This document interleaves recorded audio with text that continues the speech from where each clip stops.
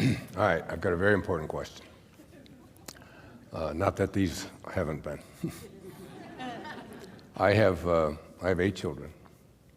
You have our condolences. Well, before I had any children, I had 8 theories about how to raise children. Now I have 8 children, no theories about how to raise children. But I have a daughter, her name is Serena. And when she was 11, 10, 9, whatever years old, she used to always complain to me about my fathering, about my parenting, giving me lots of advice about I do this wrong and I do that wrong.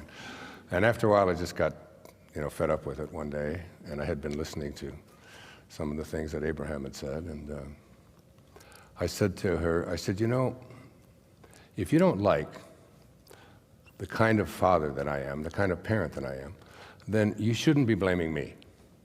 I said, you should really be taking a look at yourself and asking yourself, why in the world would you pick me to be your father?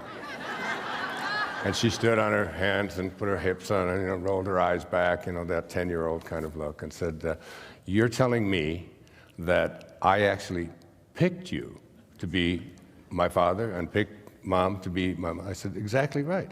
I said, and when you're making important decisions like that, you should really be very careful about it.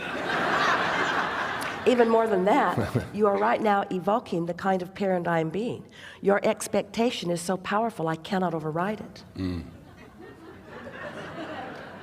I could, but we seem to have rendezvoused on a vibrational spot that makes each of us want to blame the other for what's going on here.